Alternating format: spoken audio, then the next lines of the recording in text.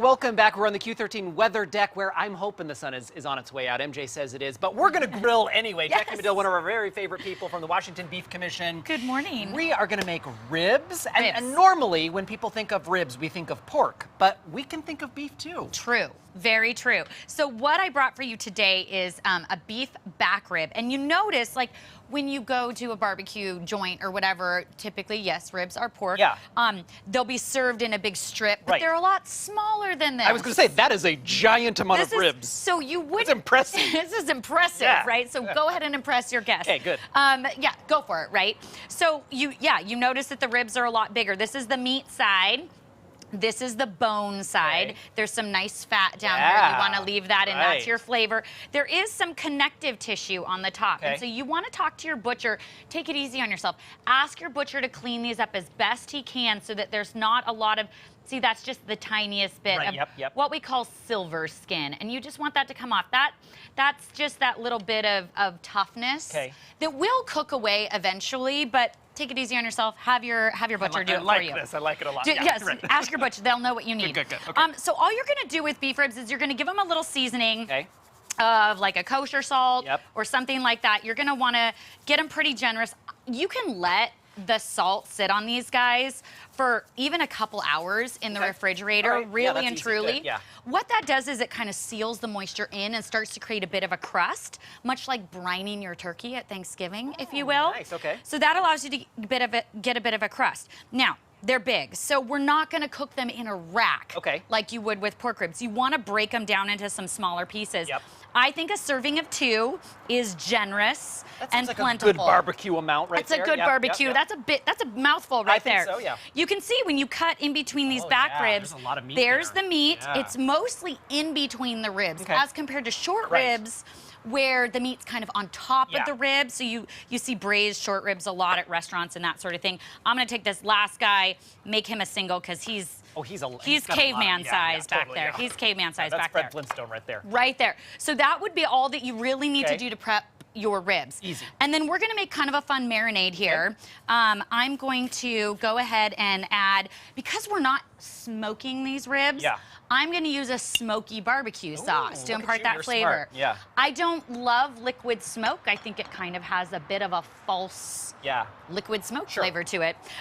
So I would rather go with a smoky barbecue sauce, ketchup.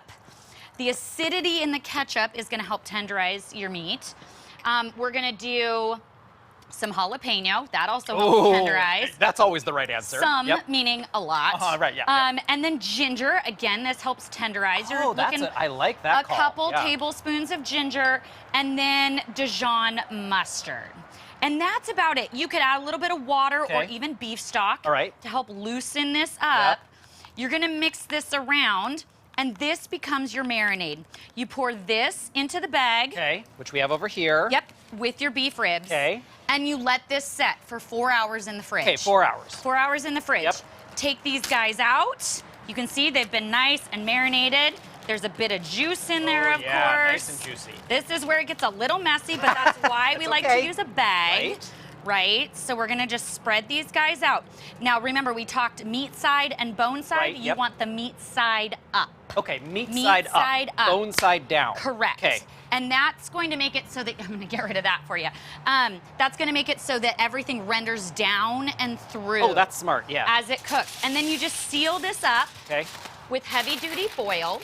So this is almost like braising or creating your own crock pot on the grill. This is genius. In a pinch, you could use your oven, right? If your grill is already busy. Okay, that's good. As you can see, I have things going on the grill.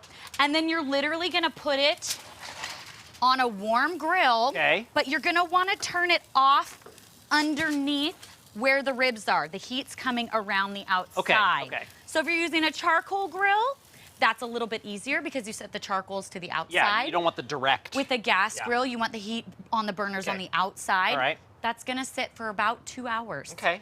And then when you're all done, presto changeo. You pull out these beautiful ribs. Oh, those look beautiful. And you save a little bit of your marinade. You don't pour it all in the bag. And you just glaze it with that marinade with maybe a little bit brown sugar. You sweeten it up with some brown sugar before glazing.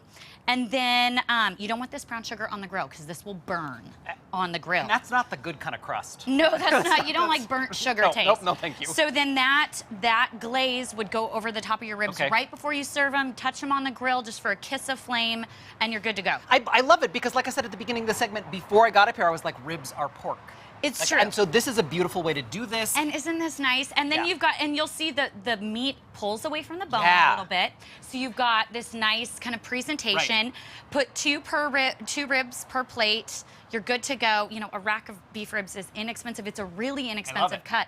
Hop into your butcher, tell them what you need. They'll get you set up. Will you stick around? Because I think we also need to grill some burgers. We need to have some burgers. So in an hour, we're going to talk about, are these red, white, and blue burgers? These are red, white, and blue. I see blue there we cheese go. on Blue them. cheese, We're going to be back with Jackie in an hour or so, but in the meantime, let's get a check of the forecast with MJ.